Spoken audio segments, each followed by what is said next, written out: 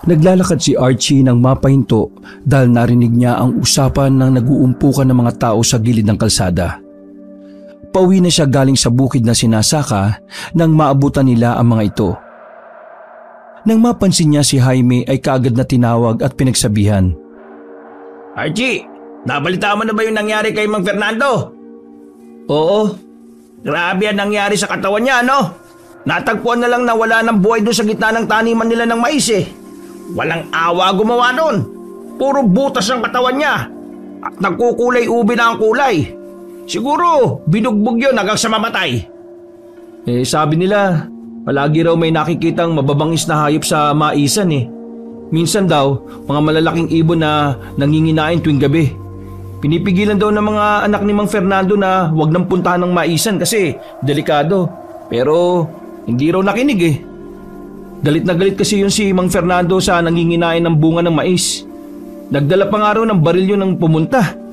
Siguro marami ang mababangis na ibon nung pagpunta niya at hindi niya nakayanang labanan lahat. Puro bakas ng tuka daw yung mga butas ng katawan niya eh. Talaga? May ganong klaseng ibon? Ano naman daw ang sabi ng mga anak niya? Ano ang gagawin nilang aksyon? Ipalilibig na lang daw kagad. Ayaw na raw nila gumastos pa kung paimbestigahan eh. Lugi na raw kasi sila sa mga pananim kasi palaging sinasalakay ng mababangis na hayop. Ay, kawawa naman. Kaya ikaw huwag ka na magpapagabi sa lupain nila. O kahit sa ibang pinagtataniman mo. Baka mamaya ikaw naman ang salakayin ng mga hayop. Dalawa na lang kayo ni Aling Christy. Kapag namatay ka, paano na nanay mo? Oo nga ho eh. Sige ho, salamat Kayo rin ho, mag-iingat kayo. Huwag na kayong lalabas pag gabing-gabi na. Masyado kasing liblib yung lugar natin at bundok pa. Baka nga marami pang mababangis na hayop dito sa lugar natin. O sige ho, uuwi na ako. Wala kasing kasama si nanay sa bahay eh. O sige, basta palagi kayong mag-iingat Pagkaalis ni Archie, muling bumalik sa pag-uusap ang mga tao. Naririnig pa niya ang kanyang pangalan na binabanggit ng mga ito. Napailing na lang siya dahil ginagawang pampalipas oras ng mga taga roon ang pagkikwentuhan o pagchichismisan. Nagmandali na siya sa paglalakad dahil malapit ng gumabi. Pagkarating niya sa kanila, napansin niyang madilim ang loob ng kanilang bahay. Oh, nasaan kaya si nanay? Bakit kaya hindi pa siya nag-iilaw? Di naman siya umaalis ng ganitong oras Hindi kaya nakatulog na naman siya? Dali-dali siyang pumasok sa loob at kaagad na pinuntahan ang kanilang silid. Nakita niyang nakahiga sa papag ang kanyang ina. Napangiti siya na sinabayan pa ng pag-iling. Hindi muna niya ito ginising. Inuna niyang magsindi ng mga gasera para lumiwanag na ang bahay. Pagkatapos ay binalikan niya ang ina sa silid. Gigisingin na sana niya ito nang marinig ang mahinang pag-ungol.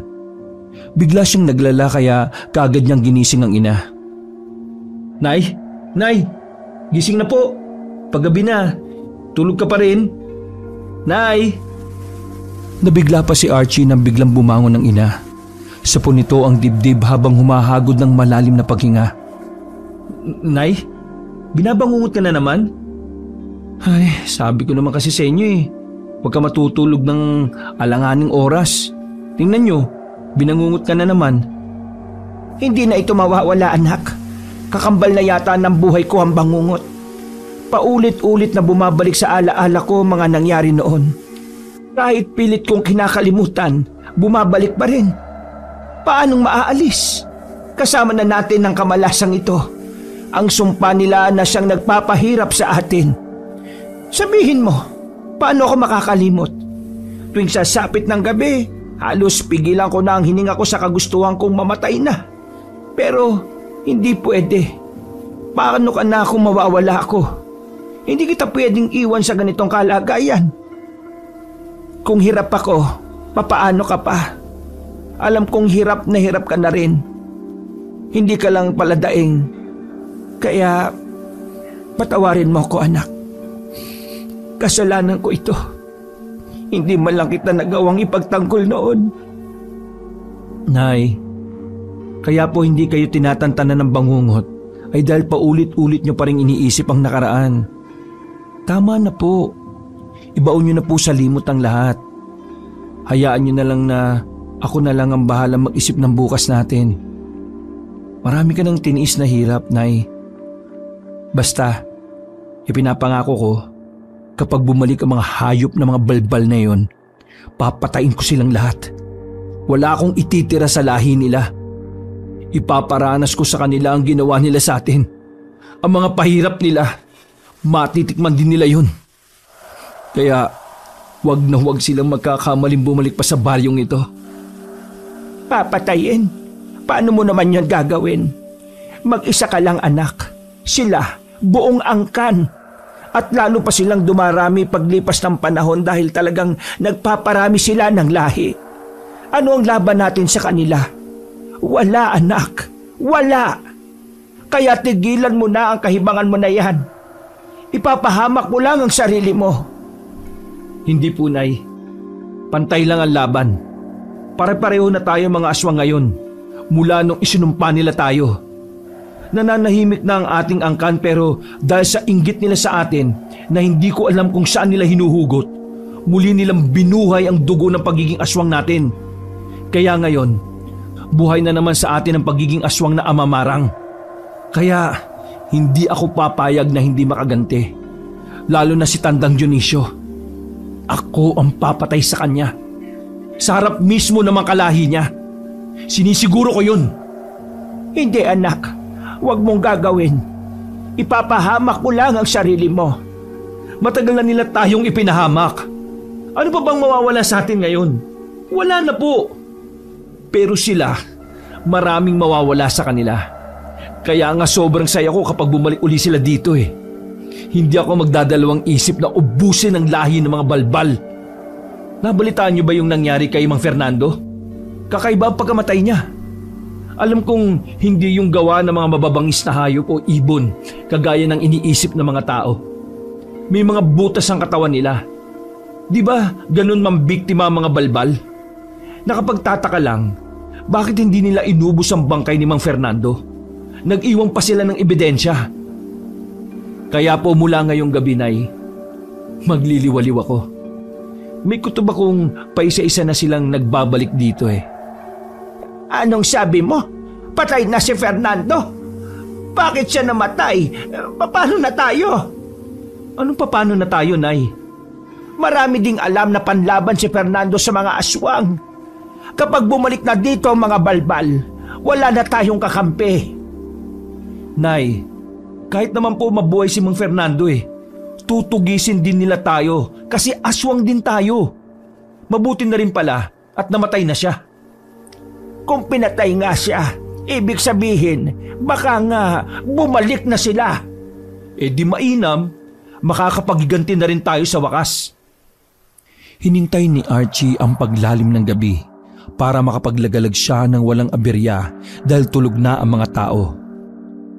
Nang sumapit na ang 11:00 ng gabi, nagpasya na siyang umalis na ng bahay.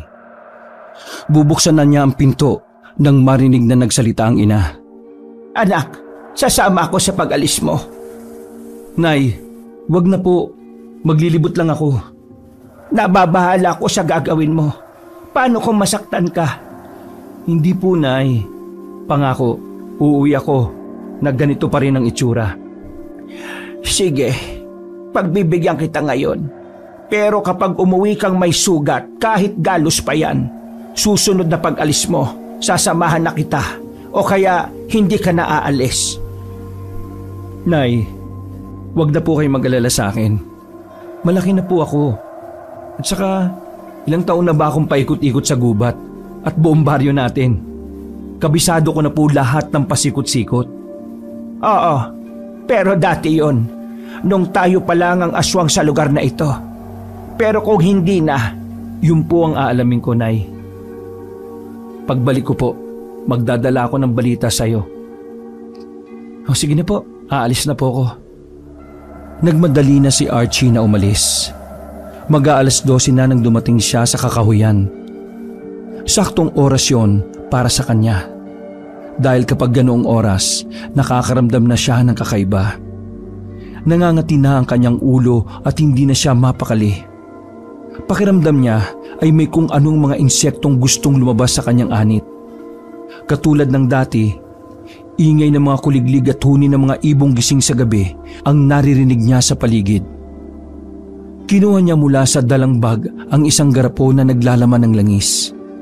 Dahil matagal niyang ginagamit ang lugar na yon, alam niyang tuwing ganong oras ay walang ibang tao roon bukod sa kanya.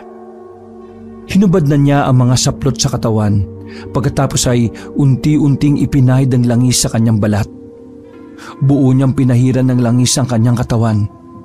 Maya-maya ay unti-unti nang nagbago ang kanyang anyo. Namula ang kanyang mga mata. Nagkapangil siya. Humaba at tumulis rin ang kanyang mga kuko. At tumaba ang kanyang buhok na sumayad na sa lupa. Nakaginhawa si Archie na magsaaswang na siya. Hinaplos-haplos pa niya ang sariling buhok na tila nagsasayawan. Buhay ang kanyang mga buhok. Kaya niya itong galawin. Napapahaba rin niya ito at napapaiksi kung kailan niya naisin. Iginagalaw-galaw niya ang mahaba at matulis niyang tenga upang mapakinggan ang paligid. Inalam niya kung mayroong kakaiba. Gaya ng dati, mga hayop lang din ang aking naririnig dito. Kailangan kong mag-ikot, hindi lang dito sa gubat. Doon naman ako sa kabahayan. Walang mabangis na ibon dito sa lugar namin kaya imposible ang sinasabi ng mga tao tungkol sa hayop na pumatay kay Mang Fernando. Gabi-gabi ako nagro-ronda na parang tanod at wala naman ako nakikitang kakaibang hayop sa lugar namin. Pero ang pumatay kay Mang Fernando, gusto kong makilala. Meron na bang nambibiktima dito maliban sa amin ni Nanay? Yun ang kailangan kong malaman. Maingat na naglakad si Archie papunta sa kabahayan. Habang naglilibot ay naghahanap na rin siya ng hayop na kanyang mabibiktima. Panay ang kamot niya sa kanyang anit. Sobra namang kati ng ulo ko. Nakakainis. Kapag hindi ako nakakapambiktima, para akong kinukuto. Kailangan ko makakita na mabibiktima ngayon bago pa sumakit ang ulo ko. Kapag sumakit na ito, hindi ko na mapipigilan. Para na akong nauulol. Nawawala sa sarili at hindi na alam kung ano ang binibiktima ko. Sa kanyang paglalakad, nakaamoy siya na masangsang at amoy bulok na tinatangay ng hangin. Napakabaho naman ang amoy na yun. Parang amoy bangkay na naagnas na. May patay ba sa gawing to? Teka nga, mahanap nga. Bumabaliktad ang sikmura ko eh. Ayoko pa naman ng ganung amoy. Kung bangkay to, dapat na yung ibaon sa lupa. Biglang napahinto si Archie sa paglalakad nang maisip niya ang kanyang sinasabi. Bangkay? Amoy bangkay? Teka, hindi kaya isang balbal na yun? Wala namang nawawalang tao dito sa amin. Kaya imposibleng may bangkay na maagnas na lang sa tagal na hindi natatagpuan. Kailangan kong mahanap yun.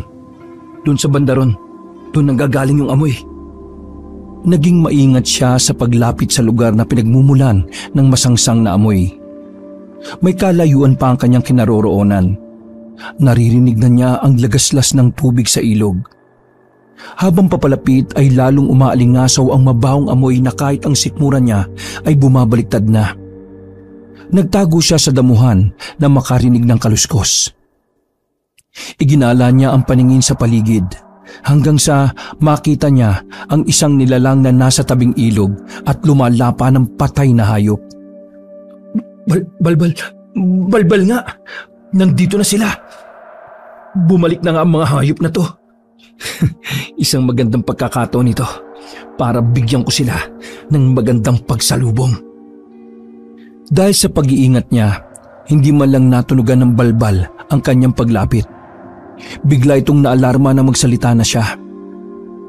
Mukhang sarap na sarap ka sa kinakain mo ah! Nakaramdam ng takot ang balbal nang makita siya. Nagmamadali itong umalis para tumakas pero humaba lang ang buhok ni Archie. Sinilo niya ang lalaking aswang sa paa nito saka marahas na hinilap palapit sa kanya. Natatakot din pala mga balbal? Natatakot ka sa kapwa aswang mo? Sa bagay, sino ba naman ang hindi matatakot kung ang makikita mo ay ang taong isinumpa nyo noon para maging aswang? Inakala nyo bang namatay na kami? Na nasukol na mga tao? Sinunog ng buhay? Pwes, nagkakamali kayo. Dahil pinilit naming mabuhay para salubungin ang pagbabalik ninyo. Ano kaya mararamdaman ng angkan mo kapag nakita nila ang bangkay mong palutang-lutang sa ilog? Panay ang atungan ng balbal. Palakas ito ng palakas na tila ba nagtatawag ng saklolo. Sumilay ang ngiti sa labi ni Archie. Nanlisik sa tuwa ang kanyang mga mata. Pinahaba pa niya ang kanyang buhok at ipinasok ang dulo nito sa butas ng ilong at sa bibig ng balbal. Pinuno niya ng buhok ang loob ng katawan nito hanggang sa hindi na makagawa ng ingay. Hinigop ng buhok niya ang buhay ng aswang na yon. Tumawa ng malakas si Archie nang maramdaman niya ang kakaibang lakas ng kanyang buhok matapos siyang mapatay ang balbal.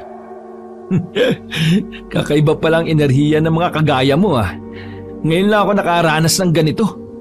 Pakiramdam ko lumakas ako ng mas higit pa kaysa sa dati. Mas masarap ang enerhiya ng balbal kaysa sa mga hayop at mga taong malapit ng mamatay. Gustong gusto ko ito ah. Nakakasabik. Di ako nagkamali. Tama ang desisyon ko na lipulin ang lahat ng lahi ng balbal na sumumpa sa amin. Nagkamali sila ng isinumpa.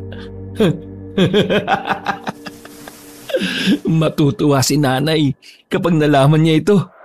Hindi rin siya makakatiis. Manghuhuli rin siya ng kagaya mo.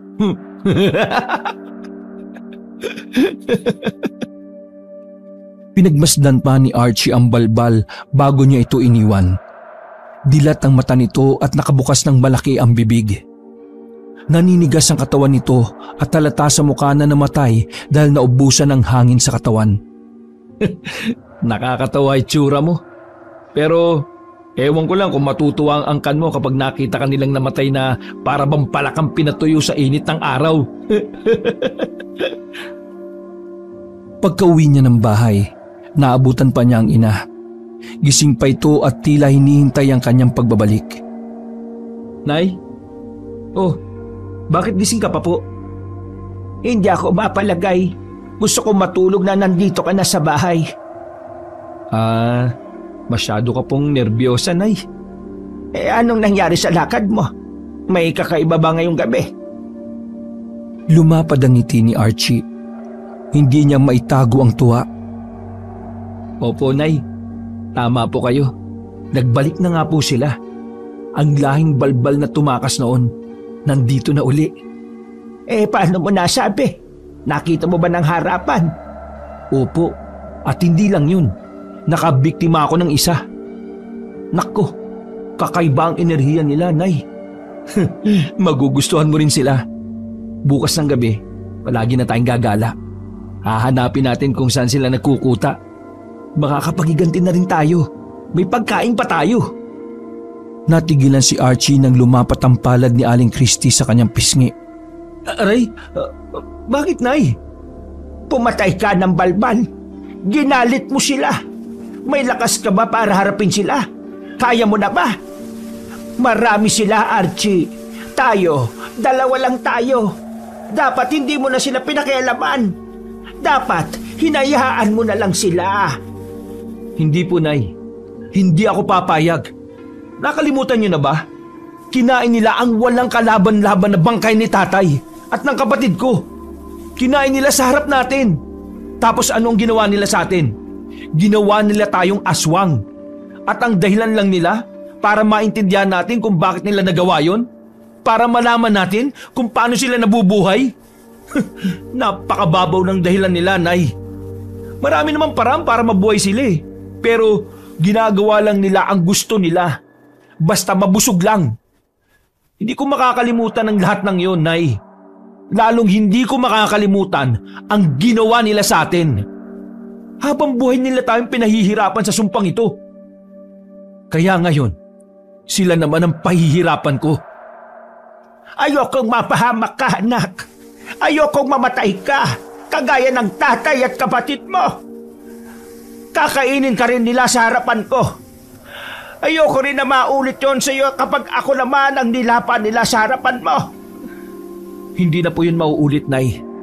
Dahil sinisiguro kong hindi ako ang magiging talunan ngayon. Hindi ko man sila mapatay lahat. Kahit mga lahati man lang. Hindi pa ba tayo matatakot? Aswang na rin tayo. Kaya kaya na rin natin silang labanan. Hindi mo naiintindihan ang lahat, anak. Hindi mo alam kung gaano sila kalakas, lalo na kapag nagsama-sama. Di sila kaya natin ng paisa-isa. Hindi na po magbabago ang isip ko, Nay.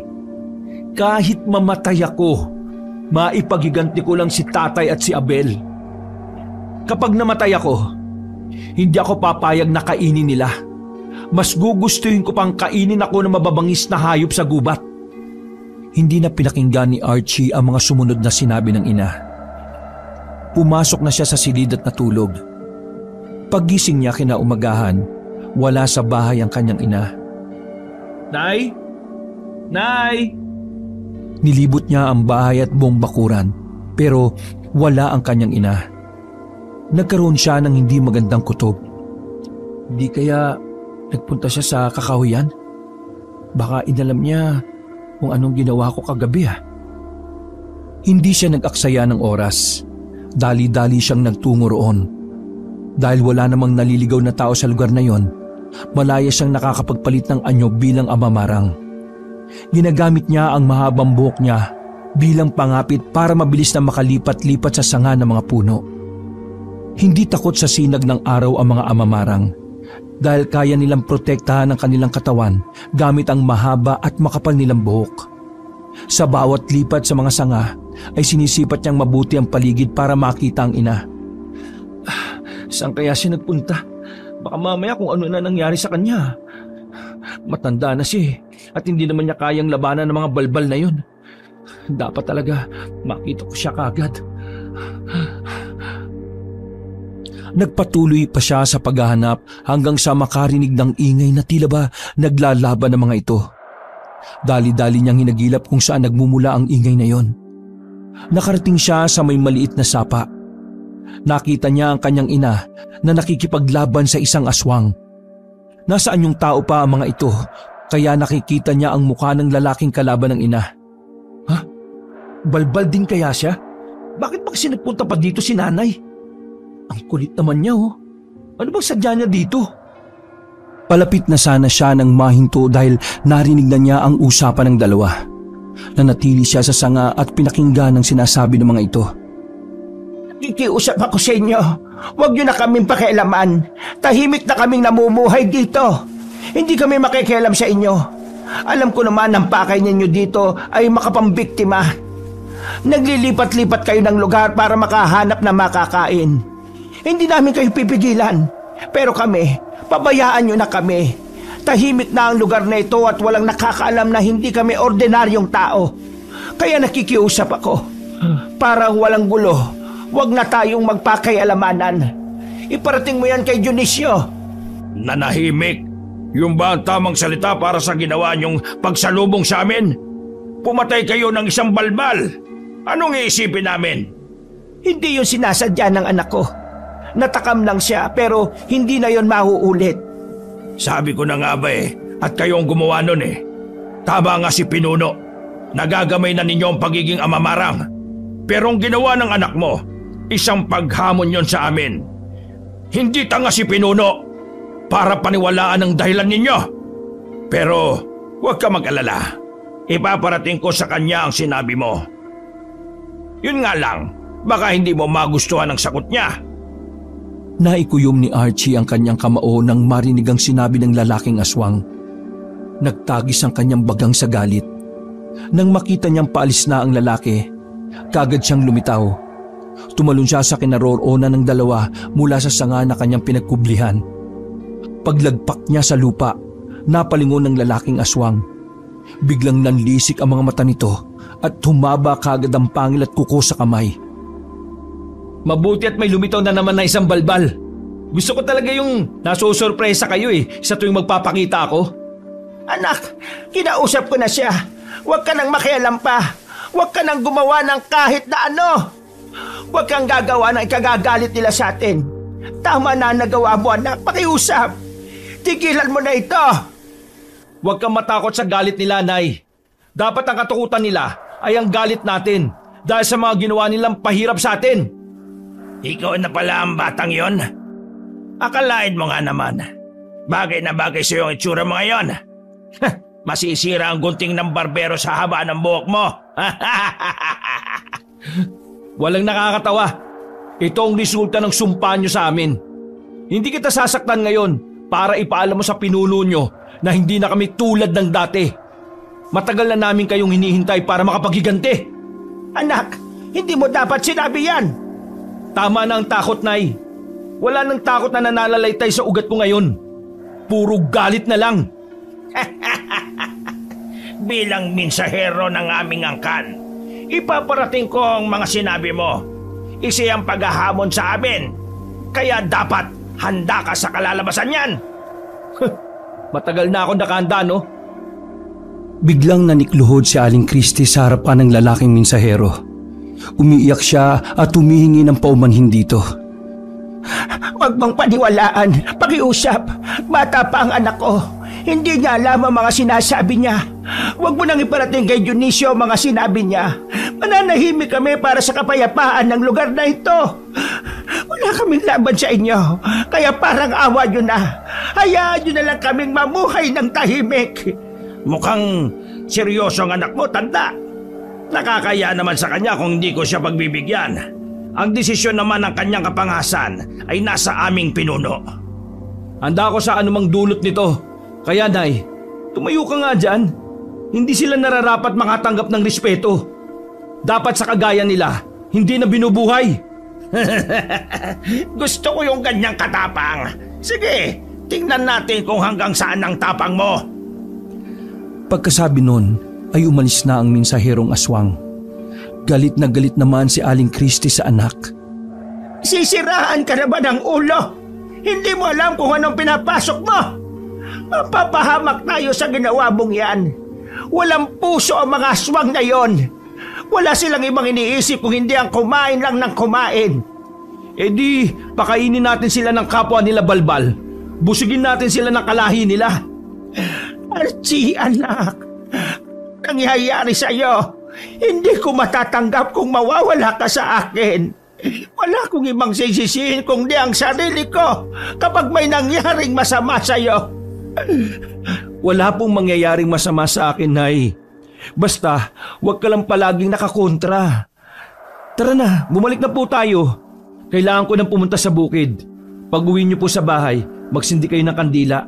Panatilihin yung nakasindi ang kandilang yon. Takot sila doon. Yun ang kanilang kahinaan. Pagkatapos ihatid ang ina, nagtuloy na siya sa bukid para makipagtaniman si lupain ni Mang Fernando. Kagaya ng palaging bili ng yumaong may-ari ng lupain, si Archie ang pinakahuling umuwi dahil tinitingnan muna niya ang lahat ng naiwan ng ibang tao. Sinisiguro niyang nasa ayos ang lahat ng pananim at ang mga gamit bago siya umuwi. Madilim na ang paligid dahil 7:00 na ng gabi. Nagpasya na siyang umuwi. Habang naglalakad, may naaninag siya sa unahan ng mga bulto ng taong naglalakad palapit sa kanya. Ha? Sino mga yan? Sinong pupunta dito sa bukid ng ganitong oras? Kung may sasabihin man ang naiwang mga anak ni Mang Fernando, ipapatawag naman nila ako. Hindi sila pupunta dito sa bukid ng ganitong gabi na. Saka, nakagrupo pa yata sila. Ano yan? Nagtatapang-tapangan? Naging alerto si Archie dahil iba na ang kanyang pakiramdam sa mga palapit na tao. Matitikas ang paglakad ng mga ito. Bakas din sa bulto ng katawan nila na malalakas sila. Nakita na niya ng malinaw ang kanilang muka nang ilang dipa na lang ang agwat ng mga ito. Napaismid siya nang makitang kasama ng mga kalalakihang yun ang mensaherong aswang na nakausap nilang mag-ina sa kakahuyan. Bumalik ka at nagsama ka pa talaga ng barkada. Ganun talaga. Ipararating ko lang ang sagot ni Pinuno sa mga sinabi mo. Ah, talaga? Aba, ikatutuwa ko ba yan? Hindi. Pero si Pinuno, oo. Pagkasabi nun, agad na sinenyasan ng lalaking aswang ang mga kasamahan niya. Sige na, sugurin siya! Mabibilis ang kilos ng mga lalaking yon. Pinalibutan nila si Archie. Naghahanda pa lang ng sarili si Archie pero sinalaki na siya ng mga ito mula sa iba't ibang direksyon. Nakipaglaban siya pero dahil sa dami nila, hindi niya nagawang tapatan ang bilis ng mga ito, lalo pat hindi siya nakapagpalit ng anyo. Hindi niya malapitan ang damuhan kung saan niya itinago ang ipinapahid niyang langis para makapagpalit ng anyo bilang aswang. Sige, bugbugin niyo hanggang sa mawalan ng lakas. Turuan niya ng leksyon para malaman niya kung sino ang kinakalaban niya. Dapat alam ng mahihina kung sino ang malalakas. Turuan niyo siyang matakot! Lalong binilisan ng mga lalaki ang pagbubugbog kay Archie. Napapagod na si Archie sa pakikipagpalitan ng suntok at sipa sa mga ito. Hanggang sa mawalan siya ng panimbang dahilan para mapasubsob sa maputik na bukid ang kanyang muka. Naramdaman niya ang pagtapak ng isang lalaki sa kanyang ulo para ibaon pa ang kanyang muka sa putik. Habang nakasubsob, narinig niya ang malulutong na pagtawa ni Edmond, ang lalaking minsahero ng angkan ng mga balbal. Lalong nagalit si Archie sa lalaki lalo pa na magsalita ito. Wala ka naman palang binatmat eh. Ang lakas maghamon. Yan ba ang sinasabi mong maghihiganti ka? Ha? Inubos mo lang ang oras namin eh. Dahil tapang-tapangan ka lang. Ngayon, sasabihin ko sa iyo ang sinabi ni Pinuno. Isa lang ang napatay mo sa angkan namin. Hindi pa yung kawalan. Naging panlaman lang ng tiyan namin yon. Pero ikaw daw, isa lang ang meron ka na iniingatan at pinoprotektahan mo. Sino ang magtatanggol sa kanya kung wala ka? Ha? Si nanay. Huwag niyong gagalawin ang nanay ko. Subukan niyong saktan siya. Papatay ko kayo lahat. Papatayin? Puro ka daldal. Huwag kang mananakot kung hindi mo kayang patunayan ang tapang mo. Ngayon pa nga lang nakasubsob ka na sa putik eh. Paano ka palalaban sa amin, ha? Hindi sa lahat ng oras kaya mo magsaswang. Hanggang ngayon, nakasalalay pa rin sa langis ang pagpapalit mo ng anyo.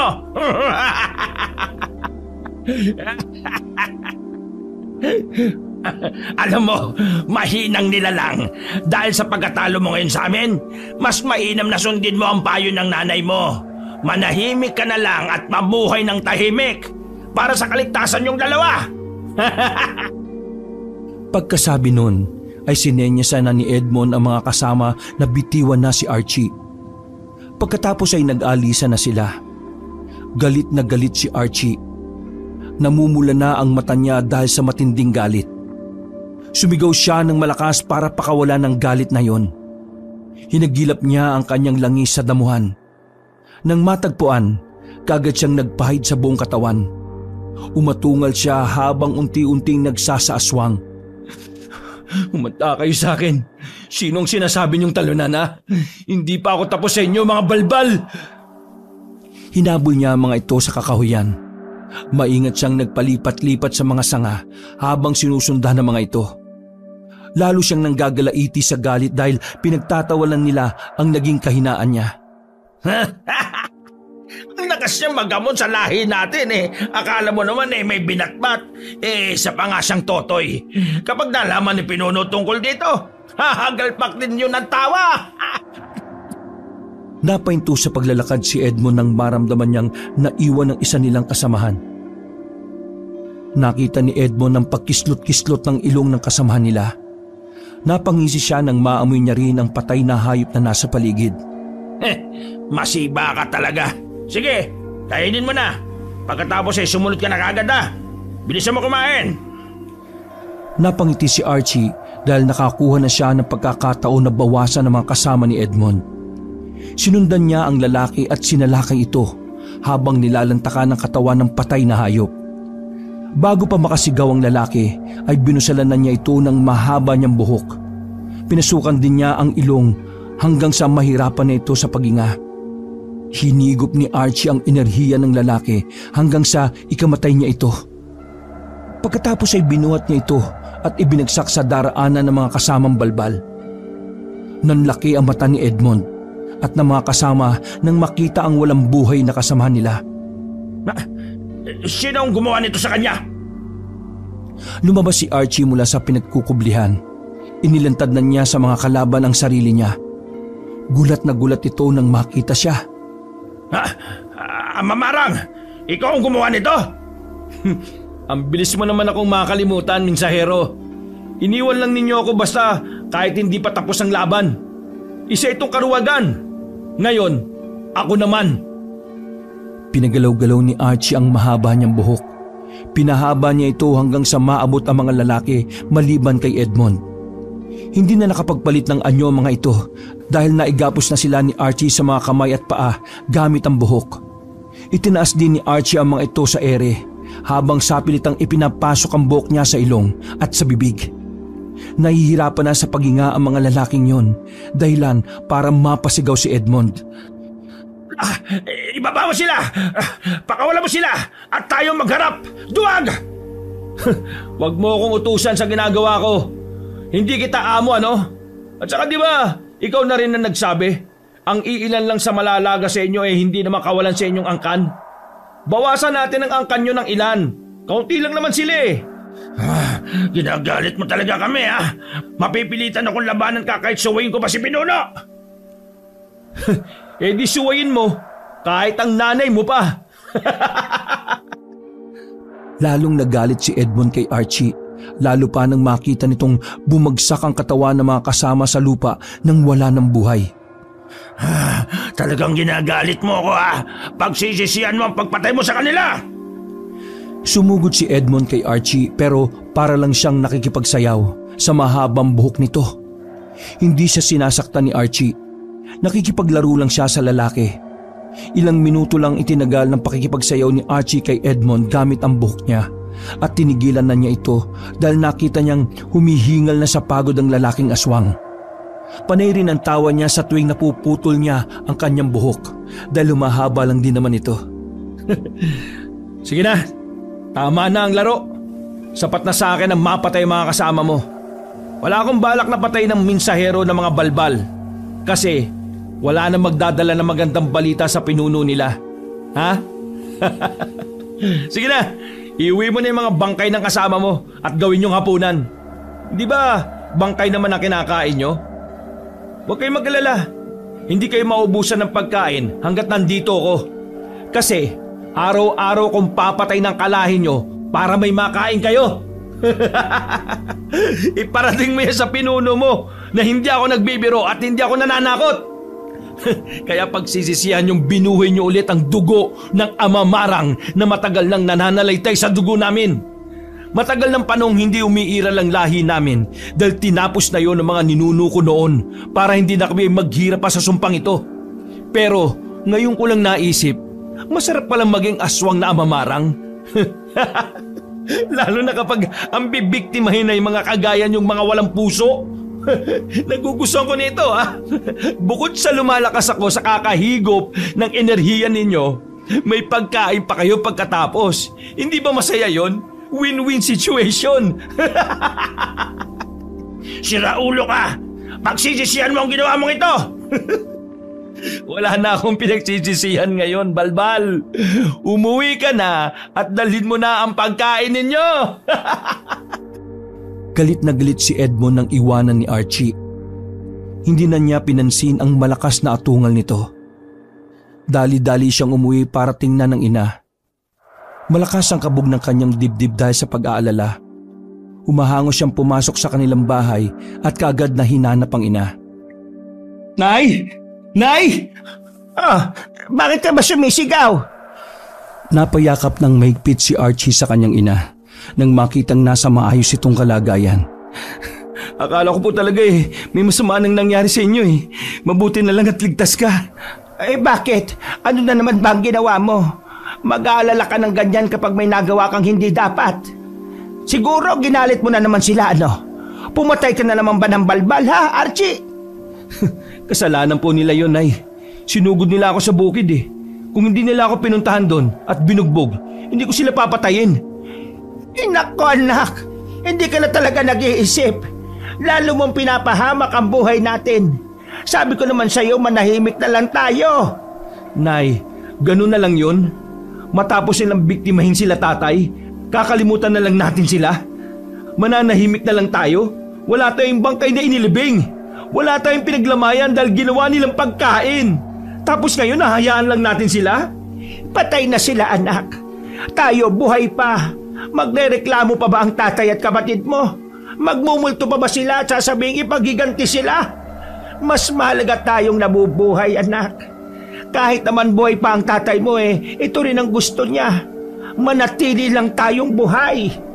Hindi po. Titigil lang po ako kapag napatay ko na ang pinuno nila. Dahil sila ang lumapastangan sa tatay at kapatid ko. Sila! Napagulgol na lang si Aling Christy dahil hindi niya nakumbinsi ang anak. Ang takot niya noon na pilit niyang nilalabanan ay muling nagbabalik dahil sa ginagawa ni Archie. Natatakot siya para sa kanyang anak, pero buo na ang pasya nitong magiganti. Sa mga sumunod na araw, sinasama na ni Archie ang kanyang ina kapag nagtatrabaho sa lupain ni Mang Fernando. Hinahayaan na lang din ni Archie ang ina dahil naisip niyang mas ligtas kung palagi silang magkasama. Lalo rin siyang nag-aalala kapag naiiwan itong mag-isa sa bahay. Napupuno siya ng alalahanin dahil sa pag-iisip na baka salakayin ng mga balbal ang kanyang ina. Katulad ng dati, ginabi na naman ang mag-ina sa pag-uwi ng bahay. Dumaan sila sa kakahuyan. Nagbabaka sakaling may makitang pwedeng biktimahin.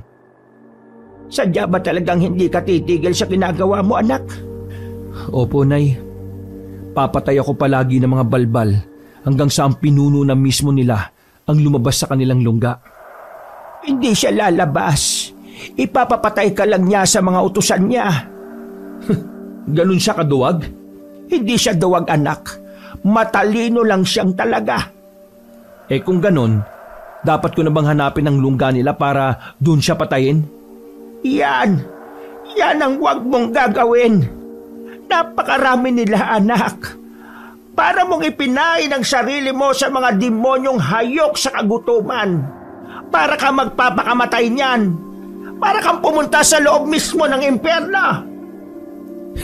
Nay, pwede kong manmanan ang kuta nila. Kapag wala nang ibang mga balbal doon, pwede ko na siyang salakayin. Ay nako, anak, tama na. Marami-rami na rin ang napatay mo sa kanila.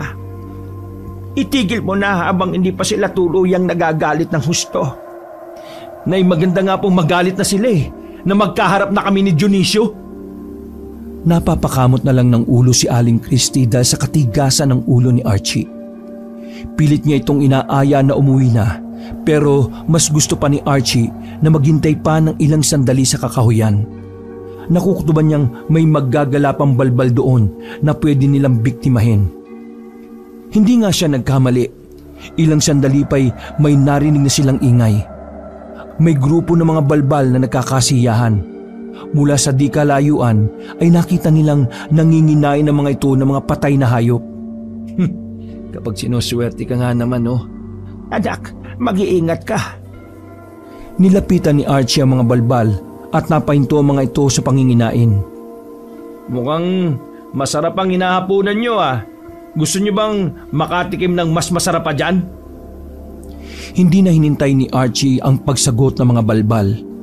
Pinuluputan niya ng buhok ang isang balbal at pinatay ito sa harapan ng mga kasama. Pagkatapos ay ibinagsak niya ito sa kanilang harapan. Ayan, mas masarap yan. Nakatikim na ba kayo ng bangkay ng isang balbal? Subukan yung kainin ng kapwa nyo balbal. Siguradong mas matutuwa kayo. Nagalit ang mga aswang sa kanyang ginawa. Pero yun talaga ang punteriya niya. Ang galitin sila at sumugod sa kanya. Isa-isa niyang sinasalubong ng mahaba niyang buhok ang mga aswang na papalapit. Iginagapos niya ang mga yun. Sinasakal sa leeg ang iba gamit ang buhok. Kapag namatay na, ay agad niyang binibitiwan at hinaharap naman ng iba. Nang isa na lang ang natitirang balbal, nagpakawala ng malakas na pagtawa si Archie dahil nakikita niya ang takot sa mata ng aswang na yon. Pero natigilan siya nang biglang may nagsalita. Mukhang hindi ka talaga nag-iisip, bata. Hindi mo ba alam na sa lahi namin, handa kami magsakripisyo ng buhay para masukol ang kalaban? Ikaw? Nandito ka na naman? Mukhang nakahugot ka na naman ng bagong pag-asa. Hindi ka na natatakot mamatay? Kahit kailan ay hindi ako natatakot mamatay, bata. Pero mas mainam yata na sabihin mo yan sa sarili mo. Napatingin si Archie sa paligid nang sumenya si Edmond. Napatras siya ng ilang hakbang matapos siyang makita ang maraming mga balbal na nakapalibot at unti-unting lumalapit sa kanila. Ano? Nabahag na ba ang mahaba mong buhok? Sige, sugurin siya! Pagkasigaw ni Edmond ay lumabas na sa pinagtataguan ng ina ni Archie. Huwag niyong sasaktan ang anak ko! Hindi ako papayag! Mamamatay muna ako bago niyo siya masaktan! Aba, lumabas na ang inahing amamarang. Ano pang magagawa ng isang matandang aswang, ha? Sige, hulihin ang dalawang yan!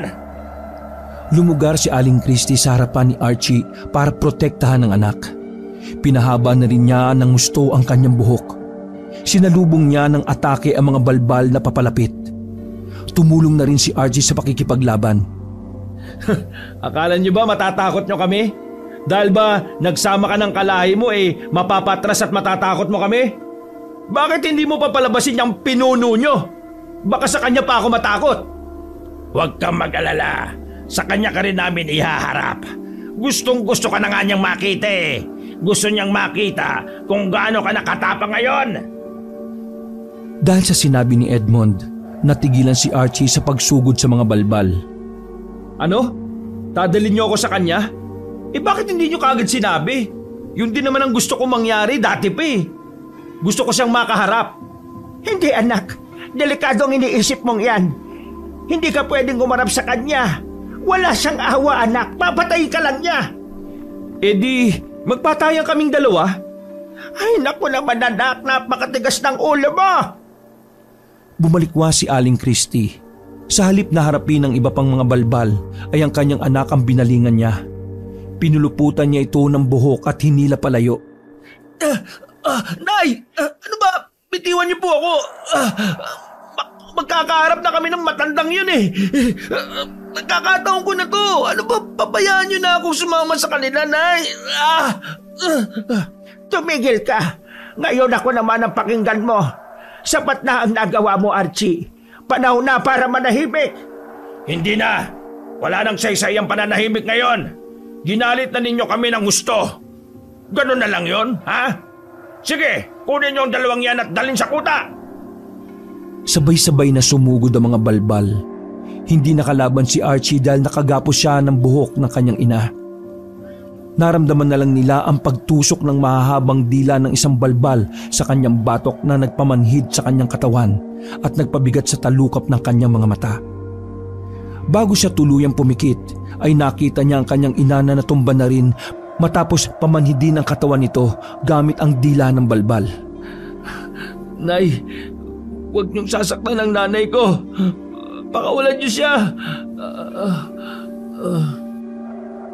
Nagising si Archie dahil sa sikat ng araw. Nakaramdam siya ng panghihina kaya kaagad siyang bumalik sa anyong tao. Doon niya naramdamang nakagapos ang kanyang katawan sa puno. Inilibot niya ang paningin sa paligid. Nay! Nay! Nasaan ka?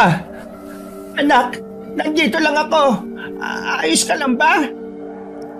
Nakita niya itong nakagapos din sa isang puno. Nasaan po tayo? Saan nila tayo dinala? Hindi ko rin alam. Pero parang nasa gitna na tayo ng gubat. Napabaling ang tingin niya kay Edmond nang dumating ito. Ako na ang sasagot, total. Pareho kayong walang alam. Di ba gusto mo makarating sa kuta namin? Nandito ka na. Ha? Kuta? Nagpapatawa ka ba? Wala namang kahit anong meron dito maliban sa mga puno at damo. Sinong niloloko mo? Bahala ka kung ayaw mong maniwala.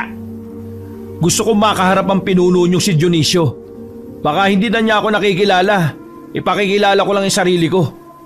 Ilang taon na rin ang nagdaan nang iwan niyo ang lugar na ito. Oo nga, bata ka pa noon. Nag-iba na nga ang itsura mo Humahaba na ang buhok mo. Pero hindi naman ganong nakakabigla. Naikwento ko na rin yan sa kanya. Kaya hintayin mo lang, darating na siya. Hindi na namin hihintayin. Pakawalan mo na kami ng anak ko. Hindi na kami makikialam, pangako. Kami na ang aalis sa lugar na ito para sa katahimikan ng lahat. Hindi, Nay. Matagal ko na itong hinihintay. Ang paghaharap naming dalawa para may pagiganti ko si Tatay at si Abel. Tumigil ka na. Tama na, anak. Umalis na tayo dito. Huwag mo nang hintayin na dumating si Dionisio. Mukhang takot na takot ang nanay mo sa pinuno namin ah. Hindi ka ba nababahala? Nagmamakaawa na siya oh. Pwede ko ba siyang pakinggan kung magbabago ang isip mo? Huwag mo siyang pakinggan. Oo, natatakot siya. Pero para yun sa magagawa ko sa pinuno ninyo. Paano na kayo mamumuhay kung mapapatay ko siya, di ba? Kinikilabutan ako sa sinasabi mo, Toy. Sige, hintayin natin siya. Pagdating niya makakatikim kami ng bangkay ng amamarang. Narindi ang tenga ni Archie na magtawanan ng mga balbal na naroon dahil sa sinabi ni Edmond. Lalo siyang nanggigigil sa galit. Tumindi na ang sikat na araw sa kanyang kinalalagyan. Iniwan na rin sila ng mga balbal na nagbabantay sa kanila. Lalo siyang nainis. Pilit siyang gumagawa ng paraan para mapakawala ng sarili. Natuon na kanyang atensyon sa inang nauuhaw na dahil sa matinding init. Sandali lang, Nay. Makakalis din ako dito. Tapos, pakakawalan kita. Mga walang yan yun. Iniwan lang tayo dito. Akala ko ba darating yung Dionisyong yun? Mukhang nagsisinungaling sila eh. Hindi mo naiintindihan, anak. Iba ang takbo ng utak ng aswang na yon. Masyado siyang tuso. Hindi kanya haharapin. Papatayin nila tayo dito sa gutom at uhaw. Pagkatapos, sa kanila pagpipiestahan ng bangkay natin. Tara na, tumakas na tayo dito habang may oras pa. Huwag mo na siyang harapin. Kailangan nating makalis na bago pa sila makabalik. Dahil kapag bumalik sila, tumihinga pa tayo. Sa tingin mo ba, hahayaan pa nila tayong mabuhay? Ibig niyo bang sabihin, Nay, sinadya nila tayong ilagay dito para mamatay?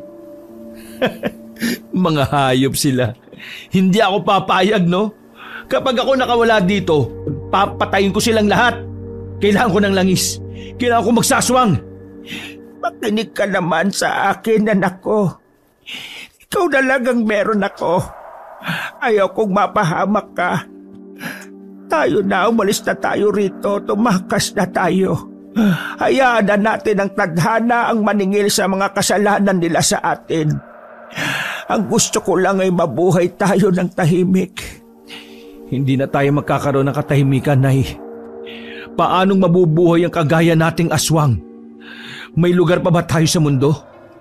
Kung hindi tayo mamamatay sa kamay nila, sa kamay ng mga tao, tiyak din yun. Wala namang may gustong mabuhay tayo ng malaya eh. Mamamatay rin lang tayo, idadamay ko na yung mga balbal na yun. Anak, napakatigas ng ulo mo. Manang-mana ka sa tatay mo. Ang hirap niyong pagsabihan. Alam kong may langis ako sa bulsa, pero hindi ko makuha. Nakakainis. Mahusay din sila magtali eh. Ang hirap kalagin. Sumapit ang gabi. Bagyang nakaramdam sila ng kaginhawaan. Pero kumakalam na ang tsikmura ni Archie sa gutom. Inis na inis siya dahil hindi pa rin sila pinupuntahan ng mga balbal. Pagkatapos ng gabing yon ay 2 araw pa ang lumipas. Wala pa rin dumarating para tingnan sila. Gutom na gutom at uhaw na sila. Nangihina na rin ang katawan nila dahil hindi na nakakahigop ng enerhiya. Pinilit niyang kunin ang langis sa kanyang bulsa kahit hirap na. Natuwa siya nang makuha rin yon sa kabila ng hirap. Nagkaroon na siya ng mga sugat sa braso dahil sa higpit ng pagkakatali sa kanya. Pilit niyang sinubukan na buksan ang maliit na bote ng langis. Nabuksan niya yon pero nang akma na siyang magpapahid ay saka natapon ang laman nito. Napamura siya ng malutong dahil sa nangyari. Uminit na naman sa galit ang kanyang ulo. Napatingala siya sa langit. Nakita niya ang buwan na may magandang pagkakabilog. Pinakatitigan niya yon hanggang sa naramdaman niyang unti-unting nagbabago ang kanyang itsura. Bilog ang buwan. Nay, hindi kailangan ng langis para makapagpalit ng anyo. Kusa tayong magsasaswang. Kakampi pa rin natin ang pagkakataon. Binibigyan tayo ng pagkakataon na tumakas at mabuhay ng tahimik, Archie. Umalis na tayo dito. Tama po. Binibigyan pa tayo ng pagkakataon na makatakas pagkatapos kong mapatay si Dionisio.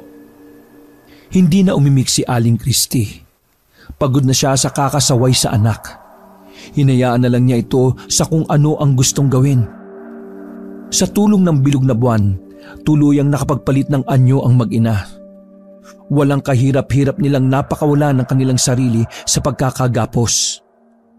Pagkatapos ay nagsimula na silang maglakad hanggang sa nakita nila ang pinagkukutaan ng mga balbal. Napakatahimik ng lugar na yon. Mukhang wala sila ngayon, Nay. Baka naggagala kasi para maghanap ng bangkay na makakain.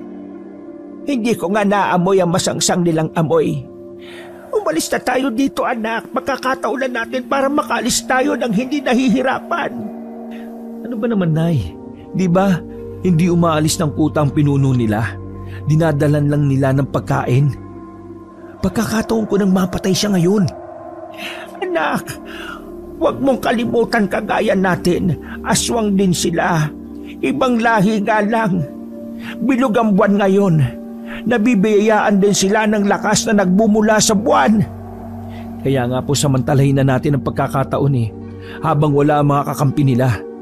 Kapag napatay ko na siya, pangako, tatakas na tayo sa lugar na ito. Kagaya ng gusto nyo, mamumuhay na tayo ng tahimik na malayo sa lugar na ito. Sige, pagbibigyan kita. Tapos umalis na tayo dito kaagad. Opo, Nay. Pangako yan. Maingat nilang pinasok ang bakura na kinatitirikan ng mga kubo. Tinatalasan nila ang pakiramdam at pandinig habang isa-isang tinitingnan ang loob ng mga kubo. Wala sila dito. Mukhang nanginginain talaga sila. Pero alam kong hindi naman lahat aalis yun. Hanapin na natin yung kubong tinitira ng pinuno nila. Nagpatuloy sila sa paghahanap hanggang sa matapat sila sa isang kubong may nakasinding gasera. Nakarinig sila ng ungol sa loob. Nagkatinginan silang mag-ina. Pakiwari nila'y may malubang sakit ang naroon sa loob base sa mahina at hirap nitong pag-ungol. Dito lang po kayo, Nay. Sisilipin ko lang po kung sino yon. Ikaw talaga na bata ka. Masyado ka talagang mausisa. Saglit lang po ako, Nay. Nagbantay sa labas si Aling Christie habang si Archie ay pumasok sa loob ng kubo para silipin ang naroon. Tumambad sa kanya ang isang lalaking nakaratay sa higaan. Napakapayat nito. Nangangalumatan na rin ito. Halos hindi na makilala ang itsura dahil butot balat na ang katawan. Lalong lumakas ang ungol ng lalaki na makita si Archie. Iniunat nito ang kamay para abutin siya pero lumayo kagad si Archie. Hindi siya makapagsalita habang tinititigan ng lalaki. Nakaramdam siya ng awa para dito. Hindi na makapagsalita ng maayos ang lalaki dahil tila nakaurong na ang kanyang dila. Ikaw, isa kang amamarang. Tulungan mo ako. Gusto ko nang mamatay. Nakatingin lang si Archie. Hindi niya malaman ang gagawin. Gusto niyang tuluyan ng wakasan ang buhay ng aswang na iyon para hindi na makaranas ng paghihirap. Pero hindi siya makagalaw. Ilang segundo na siyang nasa ganoong sitwasyon nang pumasok na ang kanyang ina. Anak, napakatagal mo. Ano bang ginagawa mo dito? Tara na, umalis na tayo. Nahagip ng paningin ni Aling Christie ang lalaking aswang na nakaratay sa higaan. Nanlaki ang kanyang mga mata nang makita ito. Kahit ganun na ang kalagayan ng lalaki, nakilala niya pa rin ito. Dionisio? Po? Nay? Siya ba? Siya na ba? Muling tiningnan ni Archie ang lalaki. Sa pagkakataong yon, hindi na awa ang naramdaman niya para dito. Bumalik na ang kanyang galit. Naalala na naman niya ang ginawa nito sa kanyang ama at kapatid. Ikaw, akala mo nga naman hindi na kita nakilala dahil sa itsura mo ngayon eh. Bakit? Sinisingil ka na ba ng kasamaan mo? Mukhang lumitaw na ang tunay mong itsura. Buhay ka pa, pero mukha ka ng bungo. Hindi na napigil ni Archie ang paggalaw ng kanyang buhok papunta sa liig na matanda. Kasabay ng paggitgitan ng kanyang mga ngipin ay ang pagigit niya sa buhok, dahilan para masakal ang lalaking balbal. Kaagad naman siyang inawat ng ina. Tama na anak, huwag mo na siyang patayin. Kaunti na lang ang nalalabi sa buhay niya. Nakita mo siya sa ganyang kalagayan. Ang paghihirap niya ay sapat na para magantihan ang mga kasalanan niya sa pamilya natin. Nay, hindi sapat ang paghihirap niyang yan. Hoy, ikaw tanda! Natatandaan mo pa ba kami? Nakikilala mo pa ba ako? Kung hindi na, hayaan mong ipakilala ko sarili ko sa'yo. Kami lang naman ang isinumpa mong maging aswang noon. Bilog din ang buwan noon. Malakas ka pa noon. Hindi ka gaya ng itsura mo ngayon. Normal na tao lamang kami dati. Pero anong ginawa mo? Isinumpa mo kami. Ginising mo ang nananalaytay na dugo ng aswang ng aming mga ninuno. Alam mo ba kung gaano katindi ang hirap na dinanas namin sa buhay na ito? Sobrang hirap! Siguro naman ay naiintindihan mo ang hirap na yon dahil isa ka ring aswang. Sana, pinatay mo na lang kami. Natatandaan mo pa ba ang ginawa niyong pagkain sa bangkay ng tatay at kapatid ko? Alam mo ba kung gaano kasakit yon? Ang kainin ng aswang ang mahal mo sa buhay sa mismong harapan mo. At wala kang magawa kung hindi ang manood. Pinagsisisihan mo na ba ngayon na binuhay mo pa kami? Ha? Natatakot ka na ba? Dapat ka talagang matakot. Dahil ipaparanas ko sa'yo ang hirap na pinagdaanan namin. Lalong hinigpitan ni Archie ang paghigit sa buhok niya na nakapulupot sa liig ng matandang aswang.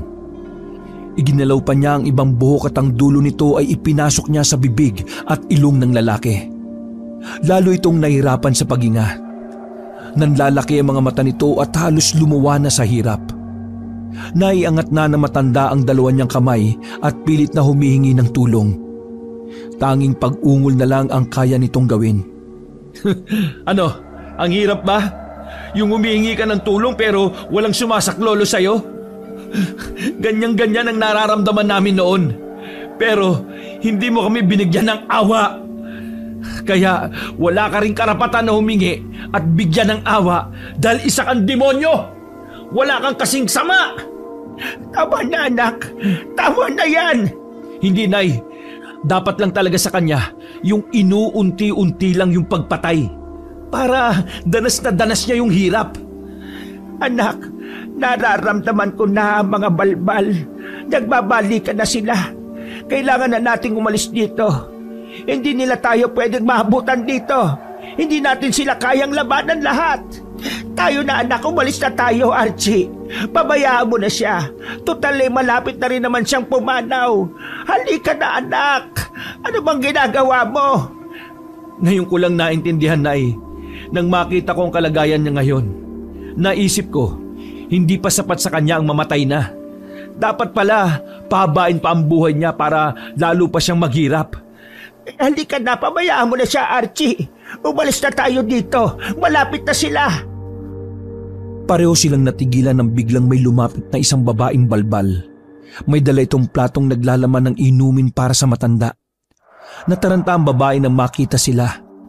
Nagsisisigaw ito at natatarantang tumakbo pero kagad itong nahuli ng buhok ni Aling Christy. Nay, huwag mo siyang patayin. May mas magandang paggamitan sa kanya. Ibigay mo sa akin yan. Inago ni Archie ang babae mula sa kanyang ina. Pagkatapos ay walang awa niyang hinigop ang enerhiya nito hanggang sa tuluyang malagutan ng hininga. Pagkatapos ay isinalin niya ang enerhiyang yon kay Mang Dionisio. Yan, sapat na siguro yan para madugtungan pa ang buhay mo. Hindi ka pa pwedeng mamatay. Dapat sa'yo, matagal pang paghihirap. Yung gustong-gusto mo nang mamatay pero hindi mo magawa. Ang hirap nun, di ba? Pero bukod pa sa regalo kong yan, may isa pa akong ibibigay sa'yo para mapasaya mo naman ako. Gamit ang dulo ng buhok ni Archie, pinatulis niya ito na parang patalim. Pagkatapos ay paulit-ulit niyang sinugatan ng likod ng lalaki. Alam niyang hindi ito magagawang pagalingin ng sugat na yon dahil hindi kayang abutin ng kanyang dila. Nakatago rin ang parte ng katawang yon kaya hindi malalaman ng mga kasama nito kung may sugat siya. Bago nila tuluyang iwan ang matandang lalaki, pinutol pa ni Archie ang dila nito para hindi na makapagsalita pa. Napapikit naman sa awa si Aling Christie sa ginawa ng kanyang anak. Pero hindi niya ito pinigilan dahil sa kagustuhan din niyang makapagiganti mula sa sinapit nilang paghihirap. Tayo na anak, umalis na tayo. Hinila na ni Aling Christie si Archie paalis sa kubong yon. Nang makalayo na sila, saka naman nagdatingan ng mga balbal. Masasaya pa ang mga ito dahil nabusog na naman sa kanilang mga nabiktima. May kalayuan na ang mag-ina nang marinig nila ang panaghoy ng mga balbal. Sabay-sabay silang umatungal sa galit. Naalaman na nila ang ginawa natin sa kanilang pinuno. Kailangan na nating magmadali anak. Hindi nila tayo pwedeng maabutan. Kailangan nating makatakas. Hindi nila tayo mahuhuli, Nay. Hindi na ako papayag na muling maging biktima nila. Tayo na po. Bilisan na natin. Kailangan na nating iwan ang lugar na ito. Sa ibang lugar na tayo magbagong buhay. Binilisan nila ang pagtakas. Dumadagungdong sa kaba ang dibdib ni Archie. Hindi siya natatakot para sa sarili kundi para sa kanyang ina. Panay ang lingon nila sa likuran nila dahil naririnig niya ang mga balbal na hinahabol sila. Naririnig pa niya ang pagsigaw ni Edmond. Hindi ba nakakalayo ang mga walang yang yon? Huli natin sila! Patay o buhay! Pagpipiesta natin ang bangkay ng mag-inang amamarang!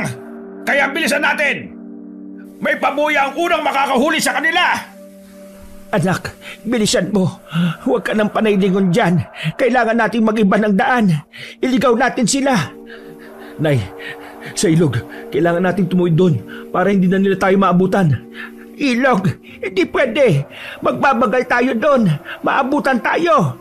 Kapag nabasa tayo ng tubig, babalik tayo sa pagiging tao. Lalo tayong magbabagal. Hindi, Nay. Mas ligtas doon. Hindi sila pupunta doon dahil alam nilang takot ang mga aswang sa tubig. Hindi rin nila maiisip na puntahan ang ilog. Hindi na kumontra si Aling Christie. Pagdating nila sa ilog, binaybay nila ang tubig. Sa isang iglap ay bumalik sila sa pagiging tao. Dahan-dahan silang sumabay sa agos ng tubig. Maya-maya ay narinig nila na may ilang balbal na nag-uusap habang tinitingnan ang ilog. Kagad silang nagtago sa malaking bato. Sinilip ni Archie ang mga balbal. Nilalapitan ng mga ito ang tubig. Nay, kaya mo bang tumagal sa ilalim ng tubig? Ha? Bakit?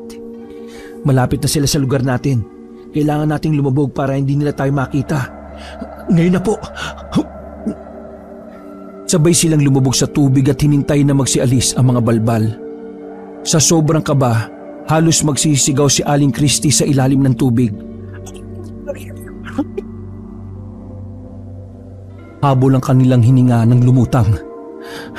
Ayos ka lang po, Nay. Nakalis na sila. Ayos lang ako anak. Sandali lang. Magpahinga muna tayo sandali. Mas napagod ako sa paglubog sa tubig kaysa tumakbo. Nakainom pa yata ako ng tubig. Matanda na nga po kayo. Mabilis na kayong hingalin eh. O sige, magpahinga muna tayo sandali. Doon na tayo sa kabilang parte ng ilog. Pagkatawid nila sa ilog ay naghanap muna sila ng mapagtataguan. Doon sila nagpalipas ng ilang sandali hanggang sa makabawi ng lakas. Ano anak? Ayos ka na ba? Nawala na ba ang galit mo sa mga balbal? Lalo na sa pinuno nila. Hindi ko po alam, Nay eh. Pero ang totoo, nakaramdam din po ako ng awa sa kanya na makita ko siyang nakaratay doon sa higaan niya. Nakaramdam din ako ng lungkot. Lungkot? Bakit naman? Nay, aswang din po tayo. Dadanasin ba natin ang nangyari sa kanya? Ganun din ba ang mangyayari sa atin kapag malapit na tayong mamatay? Maghihirap din ba tayo ng ganon? Hindi anak. Hindi tayo papayag sa ganon. Pero kasi, di ba aswang po tayo? Mahaba ang buhay natin at hindi tayo basta-basta mamamatay. Iba tayo sa mga aswang, anak. Amamarang tayo. Paano pong iba? Malalaman mo yan pagdating ng araw. Marami ka pang hindi nalalaman sa kakayahan natin. Huwag kang mag-alala. Basta makinig ka lang sa akin at huwag kang maging matigas ang ulo. Magiging maayos ang lahat. Masaya po ako kasi nandiyan ka pa, Nay. Kung wala ka na, baka kinain na nila yung bangkay ko. Hindi ako papayag noon. Mas masaya ako kasi natakasan natin sila. Tara, umalis na tayo. Kailangan na nating lumayo sa lugar na ito. Paano pala tayo uuwi? Baka mamaya niyan nagbabantay na yung iba sa kanila sa bahay natin. Hindi na tayo makakuha ng ibang gamit. Alam kong mangyayari ito kaya nakapagtago na ako ng mga gamit natin sa ilalim ng tulay. Ho?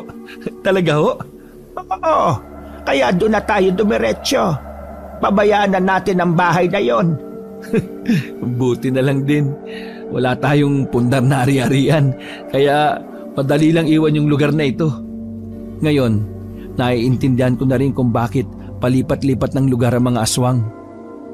Bago magliwanag, narating na nila ang tulay na pinagtaguan ni Aling Christy ng kanilang gamit. Nakapagpalit na rin sila ng damit noon. Nang sumikat na ang araw, naglakad na sila papunta sa sakayan ng bus. Tuluyan ng iniwan na mag-ina ang lugar na yon at ibinauna nila sa limot ang mga nangyari. Sa pag-alis nila sa lugar, iniwan na nila ang mga masasamang alaala. Nagpakalayo-layo sila para hindi na muling magtagpo ang kanilang mga landas ng mga balbal. Nahirapan man sila sa pagsisimula sa bago nilang buhay, pilit nilang kinakaya. Sinikap nilang mamuhay ng hindi nambibiktima ng mga inosenteng tao. Dahil sa pagiging aswang nila, naging mapili sila sa pakikipagkaibigan. Wala silang pinagkakatiwalaang tao dahil alam nila na may kaakibat na panganib ang magtiwala sa iba. Wakas.